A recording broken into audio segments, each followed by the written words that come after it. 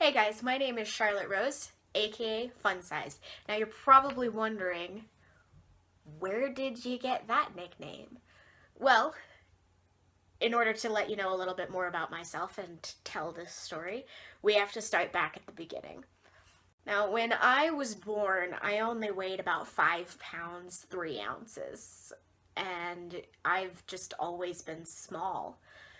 When I turned 16, I ended up twisting my ankle and having to go get an x-ray. While I was there, they basically told me I had stopped growing. And so I had to come to terms with the fact at 16 that I was always going to be as short as I am. So now at 22, I am still a whopping, drum roll please, 4 foot 10 inches. Now, to put that in perspective, the average height of a woman in the US, where I'm from, was 5 foot 4 inches. Now, here is an image. The height difference between the two of us. That's been a thing. And, most people who are taller, when they meet me, they kind of look down and say, "Oh, hey, you're short." Now, normally I would like to respond with something along the lines of, "Oh, geez, when did this happen? I didn't realize that this was a thing.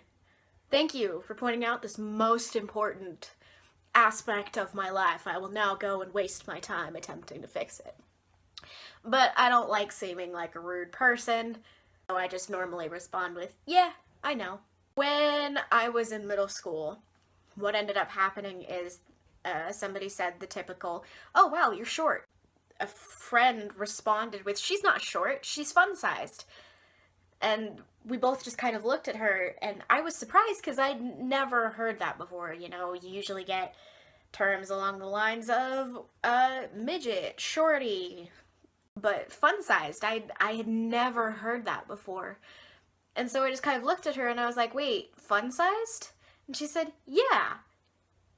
Anyone under 5 foot is considered fun-sized. Because it's just like the fun-sized candies, they're cute and small." And that made me really happy, so I decided I was going to stick with the nickname fun-sized. And, it's been wonderful because it allows me to respond with being sassy but also not rude. Because now when people say, "Oh, hey, you're short," I can be like, "Nope, I'm fun-sized." And it's great. Today I just want to talk about some of the difficulties that fun-sized people have. One of the main ones that pops into my head immediately is when dealing with driving cars. Now, to kind of put this into perspective, at a certain point you can only go so far down with the sun visor without blocking the entire window so that you can actually see what's going on when you're driving. So most of the time with fun-sized people, it gets to a point either early enough in the morning or late enough in the evening that it just becomes useless. There is no point to it. If you don't have sunglasses in your car, you're screwed. And it is one of the most frustrating things ever. Another thing that happens pretty often when coming across people who are taller than us is to the point that they decide that your head makes a wonderful armrest. Just why? My shoulder, perfectly normal. But the top of the head? Really? So, for tall people, if you come across someone who's a lot shorter than you, just don't.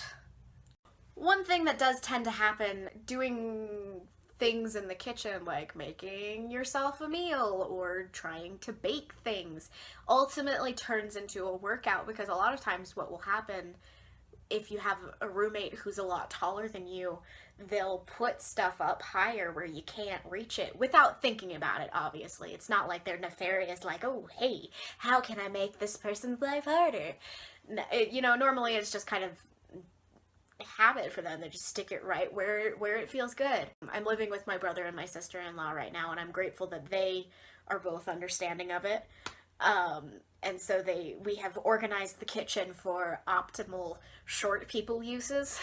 So all of the stuff we use on a daily basis also on the first shelf, so it's not that hard for me to get to it. Thanks, guys.